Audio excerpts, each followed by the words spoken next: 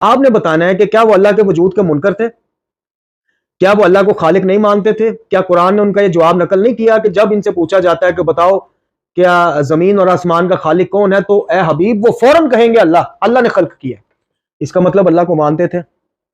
دوسرے سوال پہ آ جائیے، کیا وہ اللہ سمجھ کے ان کو پکارتے تھے؟ نہیں، وہ بھی قرآن میں جواب ہے۔ وہ تو کہتے تھے ہماری کیا مجال، ہم کیوں ان کو خالق اللہ نہیں سمجھتے؟ ہاں، اس قدر اللہ کے قریبی سمجھتے ہیں، یا اس قدر وہ سمجھتے ہیں کہ اللہ تعالیٰ تک یہ ہماری، ہم ان سے مانگتے ہیں اللہ سے ہمیں لے کے دے دیتے ہیں، جو خلاصہ نکلتا ہے۔ تاکہ ہاشمی صاحب اس طریقے سے جو کفر ہے، کفر بھی جبرن نہیں بنتا۔ جبرن کسی کو مارے پیٹے کہیں کافر ہو جاؤ، زبان سے وہ کفر کے کلمات بھی ادا کر دے، پھر بھی کافر نہیں بنے گا جب تک کہ وہ دل سے اپنے عقیدے سے اللہ کا انکار نہیں کرے گا۔ شرک بھی ایسے ہے، جب تک ایک بندہ حصہ داری نہیں بنا رہا، اللہ کے ساتھ پارٹنرشپ نہیں کر رہا، اللہ کا پارٹنر کسی کو نہیں بنا رہا، تو آپ زبردستی اسے نہیں کہہ سکتے کہ یہ شرک ہو گیا۔ وہ کہے کہ میں پارٹنرشپ کر ہی نہیں رہا اللہ کے ساتھ، میں تو اللہ کے ماتحت رکھ رہا ہوں۔ جس کو ماتحت رکھا جاتا ہے کیا وہ پارٹنرشپ کر لیتا ہے؟ یہ وہ نقطہ تھا کہ جو وہابیوں کو جو ہے وہ ہضم نہیں ہوا، اور محمد بن عبد الوہاب نے بہت ساری قرآن مجید کی آیات سے یہ ثابت کرنے کی کوشش کی کہ نہیں جی، آپ اگر پارٹنرشپ نہیں بھی کرتے اللہ کے مقابلے میں، اللہ کے افعال میں، اس کی ذات میں کسی کو شریک نہیں بھی کرتے، تو پھر بھی شرک ہو جاتا ہے۔ اور یوں اس نے کیا ہے استدلال کرنا شروع کیے۔ ہم سب سے پہلے جو ہے وہ محمد بن عبد الوہاب کی کتاب کی طرف جاتے ہیں، اس کی عبارت پڑھتے ہیں، اور اس کا جو شبہ ہے وہ آپ کے سامنے رکھتے ہیں۔ پہلے اس کو سمجھ لیتے ہیں، پھر اس کا ہم کیا کریں گے، جواب آپ کی خدمت میں عرض کریں گے۔ کتاب کا نام کشف شبہات آپ کے سامنے ہے، لکھنے والا بندہ محمد بن عبد الوہاب، ٹھیک ہے۔ تو اس نے جو ہے وہ تقریباً صفحہ نمبر کہاں پہ جی، مشرکین کی جو بات شروع کی، صفحہ نمبر 15 پہ جو ہے یہ شروع کی گفتگو۔ یہاں پہ ہم کچھ آیات پڑھتے ہیں کہ وہ کیا کہنا چاہ رہے ہیں، ترجمہ میں انشاءاللہ کرتا ہوں گا۔ وہ کہتے ہیں کہ مشرکین جو تھے وہ موحد تھے جی، توحید کو جو ہے وہ قائل تھے، اور یہ آیات کیا پیش کرتے ہیں۔ کس چیز میں؟ قل من یرزقکم، ہاں وہ بیان کر رہے، سارا بیان کر رہے۔ ہم قل من یرزقکم من السماء والارض ام من یملک السمع والابصار ومن یخرج الحی من المیت ویخرج المیت من الحی ومن یدبر الامر فسیقولون اللہ، ٹھیک ہے۔ جب قرآن نے ان سے سوال پوچھا کہ بھئی تمہیں کون ہے رزق دینے والا، ٹھیک ہے، کون ہے جو گفتگو سنتا ہے دیکھتا ہے، اس کا مالک ہے سمع اور ابصار کا، کون ہے جو زندہ کو مردہ سے نکالتا ہے، مردہ کو زندہ سے نکالتا ہے، کون ہے جو تدبیر کرنے والا ہے؟ ان کا جواب کیا ہوتا تھا کہ وہ جی اللہ ہے، ٹھیک ہے جی، اچھا جی۔ قل لمن الارض ومن فیہا، کہ یہ زمین کس کی ہے اور زمین میں جو کچھ ہے یہ کس کا ہے؟ تو وہ جواب دیتے تھے کہ یہ بھی سب کچھ اللہ کا ہے، ٹھیک ہے، کوئی اس میں شرک نہیں کر رہے۔ اچھا، آگے سوال ہوا رب کے متعلق بھی، بتاؤ قل من رب السماوات السبع ورب العرش العظیم سیقولون للہ، ٹھیک ہے، پوچھا کہ بھئی رب کون ہے زمین و آسمان کا، یہاں بھی ان کا جواب کیا آیا، اللہ آیا، ٹھیک ہے، کہا کہ پھر ڈرتے کیوں نہیں ہو؟ اچھا، اگلا سوال ہوا کہ بھئی یہ بتاؤ کہ یہ جو بادشاہت ہے ملکوت کل شیء، ٹھیک ہے جی، یہ کس کے لیے ہے؟ ٹھیک ہے جی، اس کا جواب بھی کیا آیا، اللہ آیا، ٹھیک ہے۔ یعنی رب ان کا ہو گیا، رازق ہو گیا، تدبیر کائنات ہو گئی، ساری چیزوں میں مشرکین عرب کیا جواب دے رہے ہیں، اللہ دے رہے ہیں، ٹھیک ہے جی۔ تو اس کے بعد عبد الوہاب یعنی محمد بن عبد الوہاب وہابی کیا لکھتا ہے کہ کیا یہ جو ان کا اقرار کرنا ہے کیا ان کو یہ توحید میں داخل کر دے گا؟ ٹھیک ہے، کہتے ہیں کہ نہیں، توحید میں داخل نہیں کرے گا، کیونکہ وہ جس توحید کا انکار کرتے تھے، ٹھیک ہے، الذی جحدوا، جس توحید کا وہ انکار کرتے تھے وہ توحید العبادہ، کہ وہ کیا تھی، توحید عبادت تھی، کہ جس توحید عبادت کو آج کل کے ہمارے زمانے کے جو مشرک ہیں وہ کیا کہتے ہیں، اعتقاد کہتے ہیں، ٹھیک ہے، وہ بھی ایسے ہے کہ اللہ کو دن رات کیا پکارا کرتے تھے، اور ان کے پکارنے کا مقصد کیا ہوتا تھا، ٹھیک ہے، وہ ملائکہ وغیرہ کو پکارتے تھے، وہ یہ ان کا مقصد ہوتا تھا کہ لاجل اصلاح و قرب من اللہ، کیونکہ وہ کہتے تھے کہ ان کے اندر یہ صلاحیت ہے کہ یہ ہمیں اللہ کے قریب کر دیں گے، اور اللہ کے ہاں ہماری کیا کریں گے، شفاعت کریں گے، ٹھیک ہے۔ وہ پھر آگے کہتے ہیں لات وغیرہ کو پکارتے تھے، ساری چیزوں کو، ٹھیک ہے۔ آگے پھر ایک اور ہم عبارت لے کر آتے ہیں کہ جہاں پہ وہ اس سوال کا جواب مزید کھول کے دیتا ہے 25 نمبر صفحے پہ، محمد بن عبد الوہاب۔ اچھا جی، وہ کہتا ہے کہ بھئی اگر کوئی بندہ آپ کو یہ کہے کہ بھئی جو کفار تھے وہ تو یوں کہتے تھے کہ وہ یوں کر کے یعنی ارادہ کرتے ہیں کہ انا اشہد ان اللہ هو النافع الضار المدبر، وہ کہتے تھے کہ بھی اللہ ہی کیا ہے، نفع دینے والا ہے، نقصان پہنچانے والا ہے، تدبیر کرنے والا وہ ہے، لا اريد الا منه، ہم تو فقط اسی لیے چیز چاہتے ہیں۔ اور آگے وہ کیا کہتے ہیں کہ والصالحون لیس لهم من الامر شیء، اور یہ جو اللہ کے نیک بندے ہیں نا جن کو ہم پکار رہے ہیں ان کے پاس یہ اختیارات نہیں ہیں اللہ کی طرف سے، ٹھیک ہے۔ ولیکن اقصدہم، لیکن ہم ان کو پکارتے کیوں ہیں؟ اس وجہ سے پکارتے ہیں کہ ارجو من اللہ شفاعتہم، کہ ہم یہ چاہتے ہیں کہ وہ اللہ سے کیا کریں گے، ہماری شفاعت کریں گے، ٹھیک ہے۔ اب یہاں پہ انقال ہے، یعنی سوال کرنے والے نے کیا کہا کہ بھئی وہ یہ ارادہ جو ہے وہ کرتے ہیں کہ جو صالحین ہیں ان کے پاس اس طرح کی کوئی چیز نہیں ہے، لیکن ہمارا مقصد کیا ہے کہ وہ اللہ سے کیا کریں گے، شفاعت کریں گے۔ تو اب عبد الوہاب کہتے ہیں کہ فالجواب ان ھذا قول الکفار سواء بسواء، کہ ہم آپ کو کہیں گے یہ تو وہی کافروں والی بات ہوگی بھی، سوا بسوا، بالکل برابر، 100% بالکل برابر کافروں والی بات ہے جی۔ اور واقرا علیہ قول تعالی، اور میں اس بندے کو یہ اللہ کی آیتیں پڑھ کے سناؤں گا، کون سی کہ والذین اتخذوا من دونہ اولیاء ما نعبدهم الا لیقربونا الی اللہ زلفی، کہ یہ تو مشرکین کا جو ہے وہ دعویٰ تھا، وہ کہتا تھا کہ وہ مشرکین کیا کہتے تھے کہ ما نعبدهم الا لیقربونا الی اللہ، کہ ہم تو ان کی اس وجہ سے عبادت کرتے ہیں تاکہ یہ اللہ کے ہمیں قریب کر دیں، ٹھیک ہے۔ اور ایک دوسری آیت میں کیا ہے ارشاد ہوتا ہے کہ وَيَقُولُونَ هَؤُلَاءِ شُفَعَاؤُنَا عِندَ اللَّهِ، اور وہ یہ کہتے تھے کہ یہ اللہ کے ہاں ہماری کیا کرنے والے ہیں، شفاعت کرنے والے ہیں۔ تو یہاں پر جو ہے وہ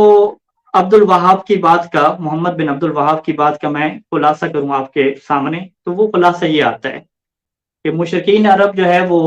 توحید در خالقیت، توحید در رازقیت، توحید در ربوبیت، توحید در تدبیر، ان سب چیزوں کے وہ قائل تھے، لیکن پرابلم کیا تھی کہ وہ اپنے بتوں کو اس لیے پکارتے تھے تاکہ وہ بت ان کے اللہ کے یہاں جا کے کیا کریں، شفاعت کریں۔ محمد بن عبد الوہاب کیا کرتے ہیں کہ آپ لوگ بھی تو یہ کرتے ہو، اپنے جو ہے وہ رسول کو اور امیر المومنین السلام کو پکارتے ہو، اور آپ لوگوں کے مقصد یہی ہوتا ہے نا کہ وہ اللہ کے یہاں آپ کی شفاعت کریں گے، ٹھیک ہے۔ تو مشرکین عرب بھی یہی کہتے تھے، تم لوگ بھی یہ کہتے ہو سواء بسواء، تم دونوں سب کیا ہو گئے ہو، برابر ہو گئے ہو، جیسے وہ مشرک تھے ایسے تم بھی کیا ہو گئے ہو، مشرک ہو گئے ہو، لہذا خبردار جو ہے وہ نہ اللہ کے رسول کو پکارنا ہے، نہ مولا علی کو پکارنا ہے، کسی کو نہیں پکارنا، اگرچہ تمہارا عقیدہ یہی ہے کہ یہ اللہ کے نزدیک شفاعت کریں گے۔ کہتے ہیں یہ کافروں والی باتیں ہیں، ساری کافروں والی باتیں ہیں، اور قرآن میں یہ واضح طور پہ کیا لکھا ہوا ہے، ٹھیک ہو گئے جی۔ اب ہم آتے ہیں جو ہے وہ ان کے جواب کی طرف آتے ہیں۔ اچھا یہ جی انہوں نے جو آیات پیش کی وَيَقُولُونَ هَؤُلَاءِ شُفَعَاؤُنَا عِندَ اللَّهِ، یہ آیت میں نے نکال کے رکھی ہوئی ہے جی، ہاں یہ بھی ہوگی، سورہ یونس کی بھی ہے اور یہ بھی، ٹھیک ہو۔ اب پوری جو ہے وہ ہم آیت جو ہے وہ پڑھنے جا رہے ہیں۔ وَيَعْبُدُونَ مِن دُونِ اللَّهِ، کہ وہ اللہ کو چھوڑ کے جو ہے وہ عبادت کرتے ہیں ایسے کوئی کہ جو نہ انہیں نقصان پہنچا سکتے ہیں نہ نفع پہنچا سکتے ہیں۔ یہ پہلا جو ہے وہ قرآن کا بیان آ گیا، ٹھیک ہے جی، کہ وہ عبادت کرتے ہیں۔ دوسرا بیان وَيَقُولُونَ هَؤُلَاءِ شُفَعَاؤُنَا، اور عبادت کرتے ہیں اور ساتھ کیا کہتے ہیں کہ بھی یہ تو ہمارے کیا ہیں، شفاعنا عند اللہ، اللہ کے نزدیک یہ ہماری کیا کرنے والے ہیں، شفاعت کرنے والے ہیں۔ دو چیزیں آ گئیں، قرآن نے یہ نہیں کہا کہ وہ فقط یہ کہتے ہیں کہ یہ اللہ کے نزدیک ہماری شفاعت کرنے والے ہیں، قرآن نے جو ہے وہ یہ نظریہ نہیں دیا۔ قرآن نے یہ نہیں کہا کہ وہ لوگ فقط یہ کہتے ہیں کہ جو ہے یہ ہماری اللہ کے نزدیک ہے شفاعت کرنے والے ہیں۔ قرآن نے پہلا جملہ یہ لکھا کہ وَيَعْبُدُونَ مِن دُونِ اللَّهِ، کہ وہ عبادت کرنے والے ہیں، ٹھیک ہے، وہ ان کی عبادت کرتے ہیں، بتوں کی عبادت کرتے ہیں۔ اب میرا یہ سوال ہے کہ کیا یا رسول اللہ کہنے والا، یا علی کہنے والا، یا علی مدد کہنے والا، کیا وہ مولا علی کی عبادت کرتا ہے؟ اگر وہ مولا علی علیہ السلام کی عبادت کرتا ہے تو آپ کوئی بندہ لیں جو مولا علی علیہ السلام کی عبادت کرتا ہو، مولا علی کو معبود کہتا ہو، الہ کہتا ہو، جیسا کہ مشرکین عرب کہتے تھے۔ اس آیت میں تو کیا لکھا ہے وَيَعْبُدُونَ مِن دُونِ اللَّهِ، پہلا فقرہ یہ ہے کہ وہ اللہ کو چھوڑ کے ان کی عبادت کرتے ہیں۔ تو کیا شیعان علی میں سے کوئی ایک بندہ مجھے دکھائیں کہ جو مولا علی علیہ السلام کی عبادت کرتا ہو شیعہ، ٹھیک ہے، اور وہ کہتا ہو کہ میں مولا علی کی عبادت کرتا ہوں، اس کو میں اللہ کہتا ہوں، یہ بالکل نہیں ہے۔ عبادت کے ساتھ ساتھ قرآن نے یہ کہا کہ وَيَقُولُونَ، اور ان کا یہ بیان تھا کہ عبادت وہ کہتے ہیں ہم اس وجہ سے کرتے ہیں کیونکہ یہ جو ہے نا وہ ہماری اللہ کے نزدیک کیا کریں گے، شفاعت کریں گے۔ بس پوری آیت میں چیز واضح کیا ہوئی کہ عبادت کے ساتھ ساتھ وہ شفاعت کا عقیدہ رکھتے تھے کہ ہم اس لیے ان کی عبادت کرتے ہیں تاکہ یہ ہمارے نزدیک اللہ کے نزدیک ہماری کیا کریں، شفاعت کریں۔ یہ تو پہلا نقطہ ہو گیا۔ تو لہٰذا ابن تیمیہ کا جو شاگردان ہے ابن قیم اور یہ ابن عبد الوہاب آتا ہے، تو ہم کہتے ہیں یہ تمہارا مسلمانوں کے اوپر الزام ہے۔ مسلمان کبھی بھی اگر کسی کو شفیع کہتے ہیں، اللہ کے رسول کو شفیع بناتے ہیں، مولا علی علیہ السلام کو شفیع بناتے ہیں کہ یہ اللہ کے ہاں سے لے کر ہمیں دیتے ہیں، اللہ کے ہاں ہماری سفارش کرتے ہیں، تو وہ مولا علی کو کبھی بھی معبود نہیں مانتے، وہ مولا علی علیہ السلام کو کبھی بھی الہ جو ہے وہ نہیں مانتے۔ یہ پہلا نقطہ ہو گیا۔ دوسرا نقطہ کہ یہ جو وہ کہتے تھے کہ وَيَقُولُونَ هَؤُلَاءِ شُفَعَاؤُنَا، کہ یہ جو ہے وہ ہمارے شفیع ہیں، شفاعت کرنے والے ہیں، خود یہ دوسرا نقطہ ہی ان کا باطل تھا۔ اللہ تعالیٰ نے جو ہے وہ انہیں بارہا یہ سمجھایا تھا کہ یہ تمہاری شفاعت نہیں کر سکتے، ان کو ہم نے شفیع نہیں بنایا، کیونکہ شفاعت کرنے کا حق فقط اسے ہوتا ہے جسے اللہ شفیع بنائے۔ جب وہ یہ دعویٰ کرتے تھے نا کہ یہ ہمارے شفاع ہیں، تو قرآن کیا کہتا ہے کہ قل، اے حبیب ان سے کہہ دیے کہ اتنبئون اللہ، کہ کیا تم اللہ کو خبر دیتے ہو؟ اللہ کو پتہ نہیں ہے کہ یہ شفیع بن چکے ہیں، تم اللہ کو یہ خبر دے رہے ہو، ایسی خبر کہ لا یعلم فی السماوات ولا فی الارض،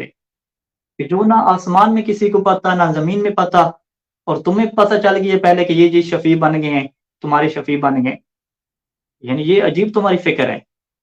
سبحانہ تعالی عما یشرکون، اللہ تعالیٰ اس سے بہت بلند ہے، یہ جو تم اللہ کے ساتھ ان کو شریک ٹھہرا رہے ہو، اللہ نے شفیع بنایا نہیں ہے، تم ان کو اپنی طرف سے شفیع بنا رہے ہو۔ اس سے کہتے ہیں اللہ کے مقابلے میں لے کر آنا، کہ ٹھیک ہے ہم کہتے ہیں اللہ جو ہے وہ شفیع نہ بنائے تو کیا ہوا، ہم خود بنا رہے ہیں نا، ان کے پاس خود طاقت ہے، یہ جا کے ہمیں کیا بچا لیں گے، ٹھیک ہے۔ تو آپ بتائیں کہ کیا امیر المومنین اسلام کو اللہ نے شفیع نہیں بنایا؟ کیا اللہ کے رسول کو اللہ نے شفیع نہیں بنایا؟ وہ شفیع بنایا۔ جب اللہ نے شفیع بنایا ہوا تو یہ مشرکین مکہ کی طرح کا عقیدہ کیا ہو گیا کہ وہ جو کہتے تھے کہ یہ بت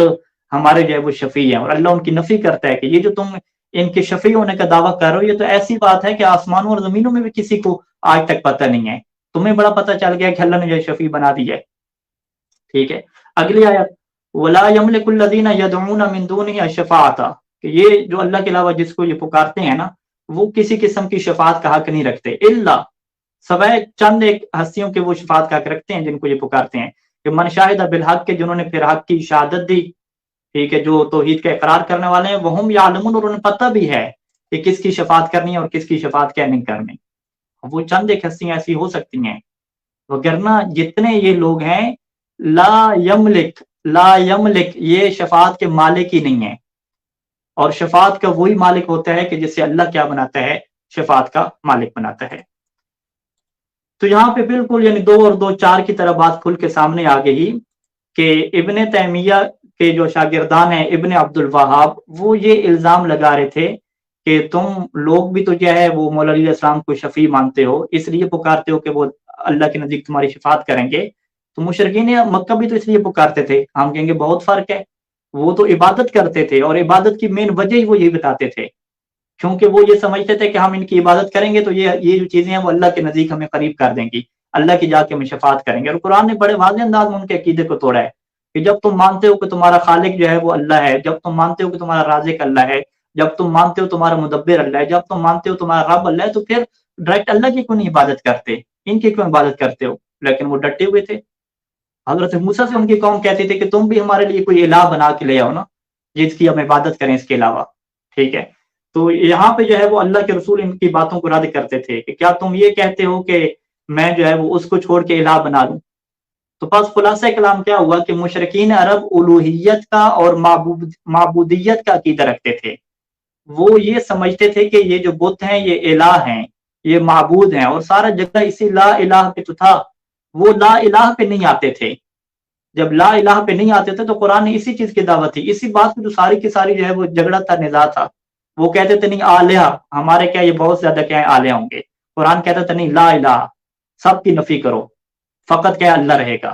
کوئی اور تمہارا معبود نہیں رہے گا، کوئی اور الہ نہیں رہے گا، اسی پہ تو مشکل تھی. وہ کہتے تھے نہیں ہم ان کو پکاریں گے, ہم ان کی عبادت کریں گے, اور یہ فقط اس لیے کریں گے کہ تاکہ یہ ہماری شفاعت کریں, باقی ہم مانتے ہیں کہ خالق اللہ ہے, رب اللہ ہے, رازق اللہ ہے, یہ چیز مانتے ہیں, لیکن ان کی ہم کیوں عبادت کر رہے ہیں؟ عبادت کیوں کر رہے ہیں؟ عبادت, یا علی مدد کرنے والا مولا علی کی کوئی عبادت نہیں کرتا, یا رسول اللہ مدد کہنے والا رسول کی کوئی عبادت نہیں کرتا, یا علی مدد کہنے والا مولا علی کی الوہیت کا اور الہ ہونے کا قائل نہیں ہے, اور رسول اللہ کو مدد کے لیے پکارنے والا, شفاعت کے لیے پکارنے والا, دعا کے لیے پکارنے والا کہ میرے لیے دعا کریں, تو وہ رسول اللہ کی معبود ہونے کا بھی قائل نہیں ہے. ٹھیک ہے, یہ ایک بات ہوگی. دوسرا, وہ شفاعت کا نظریہ واضح ہے کہ اللہ کی جو ہے وہ شفاعت کے بغیر, اللہ کسی کو اگر اجازت نہ دے, کسی کو شفاعت کا مالک نہ بنائے, تو وہ شفاعت کا مالک نہیں بن سکتا. اللہ نے واضح طور پر رد کیا تھا کہ سوائے چند ایک لوگوں کے جنہیں یہ پکارتے ہیں وہ شفاعت کے مالک ہیں, یہ بت وغیرہ تو بالکل ان کے پاس شفاعت ہے ہی نہیں. اور اگر یہ لوگ دعویٰ کر رہے ہیں کہ ان کے پاس شفاعت ہے, تو یہ ایک ایسی خبر ہے کہ آسمانوں اور زمینوں میں اس کی خبر کا کسی کو پتہ ہی نہیں ہے. ٹھیک ہے, فقط ان کو کیا پتہ ہے, یہ بڑے آگے, ان کو پتہ ہے, آسمانوں زمینوں میں کسی کو پتہ نہیں ہے. قرآن نے یوں کر کے ان کی باتوں کا رد کیا. تو یہ جو ہے وہ ابن عبد الوہاب کی پہلی بات کا کیا ہو گیا, رد ہو گیا.